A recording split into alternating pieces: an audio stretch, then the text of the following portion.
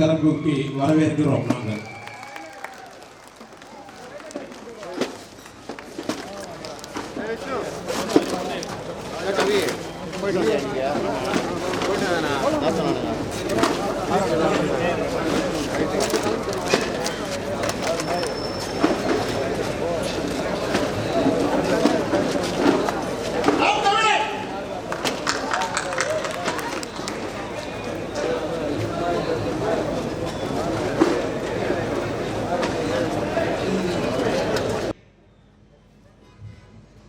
இங்கே கல்வி கற்று வருகிற மாணவர்கள் வேலை வாய்ப்பில் பொதுத்திறன் போட்டியில் ஒன்றாக நிற்க வேண்டும் என்றால் எப்படிப்பட்ட சமூக நீதி என்பதை அறிவார்ந்த மக்கள் நீங்களே சிந்தித்து பாருங்கள். இதை தகர்க்க வேண்டும். எல்லோருக்கும் சரியான சமமான தரமான கல்வி, மருத்துவம், வேலை வாய்ப்பு எல்லாம். வகுப்பாரி பிரதிநிதித்துவம் ஏன் வந்தது? எந்த சாதியின் அடிப்படையிலே என்னை இழிவுபடுத்தி இவன் பள்ளிக்கூடத்திற்கு வரக்கூடாது, படிக்கக்கூடாது, இந்த தெருவிலே நடக்கக்கூடாது, இந்த கோயிலுக்கு நுழையக்கூடாது, குளத்திலே குளிக்கக்கூடாது என்று ஒதுக்கி புறந்தள்ளி வைத்தாய். கல்வி, வேலை வாய்ப்பு, அரசியல் அதிகாரத்தில் வாய்ப்பு நிராகரிக்கப்பட்டதோ அதே சாதியின் அடிப்படையில் இவையெல்லாம் கிடைக்க பெற செய்கிற வாய்ப்பு தான் வகுப்பு வாரி பிரதிநிதித்துவம் என்பதை அறிவார்ந்த தமிழ் சமூக தம்பி தங்கைகள் புரிந்து கொள்ள வேண்டும்.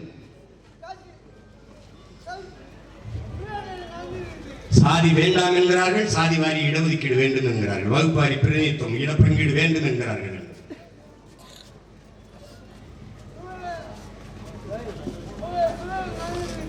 பசின்னா பசி எப்படி போகும்? சாப்பாடு போட்டா தான் போகும்.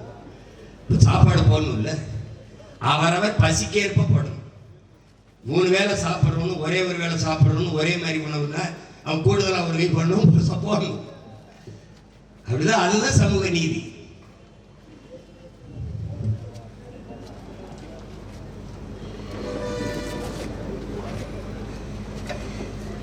இந்த சாஸ்திரங்கள், சம்பிரதாயங்கள், வேத இதிகாசங்கள் இதெல்லாம் எதுக்கு வந்தது? வேதங்கள் எல்லாம் எதற்கு வந்தது? மானுட சமூகத்தை சீர் செய்து நெறிப்படுத்தி ஒழுங்கமைப்பதற்கு கொண்டு வந்தது இந்த வேதங்கள், இந்த புராணங்கள், இந்த இதிகாசங்கள் என்று நம்பப்படுகிறது. ஆனால் இந்த வேதத்தை, இந்த இதிகாசங்களை, இந்த புராணங்களை ஒரு குறிப்பிட்ட சமூகம் தான் படிக்க முடியும், ஓத முடியும் என்கிற நிலை இருக்குமானால் இது எப்படிப்பட்ட அநீதி, எப்படிப்பட்ட ஒடுக்குமுறை! இந்த குறிப்பிட்ட சமூகத்தை, இந்த சாதி வகுப்பினரை தவிர யாரும் அதை தொட்டு படிக்க கூடாது, ஓதக்கூடாது என்ற நிலை இருந்தால் இது இறைவனால் ஓதப்பட்ட வேதம் என்று சொல்லப்படுவது நம்பப்படுமானால் தன்னுடைய படைப்பிலே உருவாக்கப்பட்ட மானுடர்களில், பிள்ளைகளில் ஒருவன் உயர்ந்தவன், தாழ்ந்தவன் என்ற பாகுபாட்டை சாஸ்திரம் சொல்லுகிறது, மனுஸ்மிருதி சொல்லுகிறது. அந்த மனுஸ்மிருதியை உருவாக்கியவன் இறைவன், கடவுள் என்றால் அந்த கடவுள் உண்மையிலே கடவுளா? அவனுக்கு கருணை என்ற ஒன்று இருக்கிறதா? இதை நம்புங்கள். இந்த வேத இதிகாசங்கள், இந்த மனுஸ்மிருதி, இந்த புராண இதிகாசங்கள் இதையெல்லாம் என்ன சொல்லுவதை அப்படியே கடைபிடிங்கள் என்று சொல்பவன் கருணை என்பதற்கும் அவனுக்கும் ஏதாவது தொடர்பு இருக்கிறதா? இது எப்படி ஏற்க முடியும் என்கிறார் நம்முடைய பாட்டனார் அயோத்திதாச பண்டிதர். இதே கருத்தை தான் பின்னாடி வந்த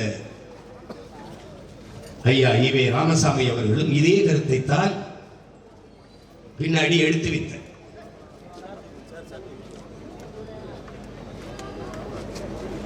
அப்ப இந்த நிலத்தில் பகுத்தறிவு, முற்போக்கு, கடவுள் மறுப்பு, இறை மறுப்பு, இதற்கெல்லாம் ஆதி சிந்தனையாளன் நம்முடைய பாட்டனார் அயோத்திதாச பண்டிதர் என்பதை அறிவார்ந்த பெருமக்கள்,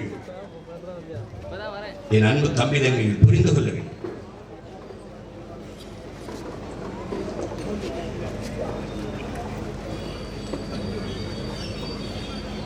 ஒவ்வொரு தளத்திலும் அவர் தன்னுடைய மேதைத்தன்மையை நிறுவி வந்திருக்கிறார்.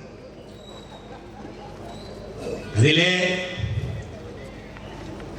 மருத்துவத்துறையில் மாபெரும் மேதையாக இருக்கிறார். இங்கே காணொலியில் காட்டியது கூட நம்முடைய தாத்தா தமிழ் தென்றல் திருவிக்கா அவர்கள் அவருடைய குறிப்புகளில் குறித்து வைத்திருக்கிறார். அவருக்கே அவர் சிகிச்சை அளித்திருக்கிறார். இங்கே ராயப்பேட்டையில் அயோத்தியாச பண்டிதர் என்ற ஒரு சித்த மருத்துவர் இருந்தார்.